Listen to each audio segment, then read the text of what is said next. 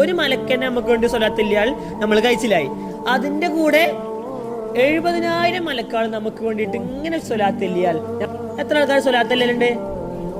ഇപ്പൊ നമ്മള് ഒരാൾ സ്വലാത്ത് ചെല്ലുന്നതിനേക്കാൾ കൂടുതൽ കൂലി മലക്കാൾ നമുക്ക് വേണ്ടി സ്വലാത്ത് ചെല്ലുമ്പോഴാണ്, അല്ലെ? ലവ് അൻസല സൂറത്തുൽ ഹശ്റിലെ അവസാന 20 മുതൽ 24 വരെയുള്ള ആയത്താണ്.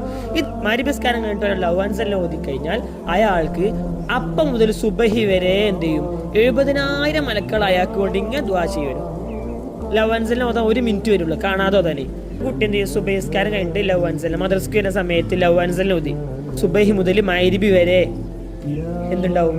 പിന്നെയും 70,000 മലക്കാള് ചൊല്ലും. നമ്മളെ വീട്ടിൽ നമ്മളെ ഉമ്മാരൊക്കെ ഇത് ചെല്ലുന്നുണ്ടാവും. എത്ര മലക്കാളാ സ്വലാത്തില്ല? 70,000. ഒരു മലക്കന്നെ നമുക്ക് വേണ്ടി സ്വലാത്തില്ലാൽ നമ്മൾ കഴിച്ചില്ലായി. അതിന്റെ കൂടെ 70,000 മലക്കാൾ നമുക്ക് വേണ്ടിയിട്ട് ഇങ്ങനെ സ്വലാത്തില്ലാൽ നമ്മൾ എവിടെയെങ്കിലും കുടുങ്ങോ? ഇല്ല. നീ കുടുങ്ങിയാൽ തന്നെ നമ്മൾ എന്ത് ചെയ്യും? അത് അള്ളാഹുവിന്റെ ഒരു ബർക്കത്തോടെ രക്ഷപ്പെടും. അപ്പൊ എന്ത് ചെയ്യാ? എല്ലാവരും നിർബന്ധമായിട്ട് ഈ സംഭവം പഠിക്കാം.